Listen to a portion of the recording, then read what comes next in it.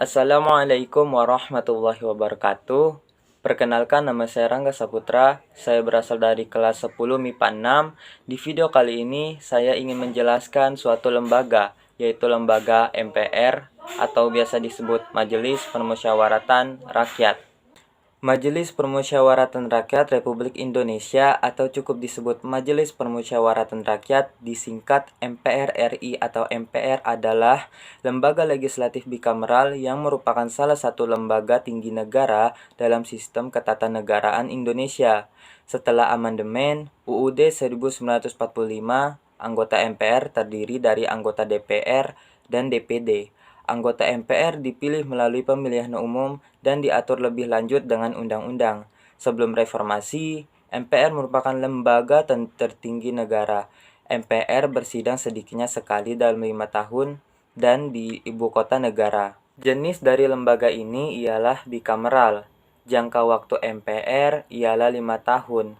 Ketua MPR pada masa ini ialah bernama Bambang Suesatyo yang berasal dari Partai Golkar sejak 3 Oktober 2019 dan wakil ketuanya ialah Ahmad Basarah berasal dari Partai PDIP sejak 3 Oktober 2019 dan lain-lain. Anggota MPR seluruhnya berjumlah 711 anggota yang terdiri dari 136 anggota DPD dan 575 anggota DPR. MPR mempunyai tugas dan wewenang sebagai berikut. 1. Mengubah dan menetapkan Undang-Undang Dasar. Dan yang kedua, menetapkan perdaulatan tata tertib dan kode etik MPR. Dan yang ketiga, melantik presiden dan wakil presiden berdasarkan hasil pemilihan umum dalam sidang paripurna MPR. Dan yang keempat, melantik wakil presiden menjadi presiden apabila presiden mangkat, berhenti, diberhentikan, atau tidak dapat melaksanakan kewajibannya dalam masa jabatannya. MPR memiliki hak dan kewajiban anggota. Yang pertama, hak anggota MPR yang terdiri dari 1. Mengajukan usul pengubahan pasal Undang-Undang Dasar Negara Republik Indonesia tahun 1945. Yang kedua, menentukan sikap dan pilihan dalam pengambilan keputusan.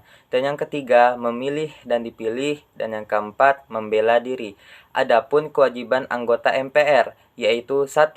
Memegang teguh dan mengamalkan Pancasila, dan yang kedua, melaksanakan peranan sebagai wakil rakyat dan wakil daerah, dan yang ketiga, mendahulukan kepentingan negara di atas kepentingan pribadi, kelompok, dan golongan. Sidang MPR memiliki ketentuan. Yang pertama, sidang MPR sah apabila dihadiri 1. Sekurang-kurangnya 3/4 dari jumlah anggota MPR untuk memutus usul DPR untuk memberhentikan presiden atau wakil presiden. Kedua, sekurang-kurangnya 2/3 dari jumlah anggota MPR untuk mengubah dan menetapkan Undang-Undang Dasar.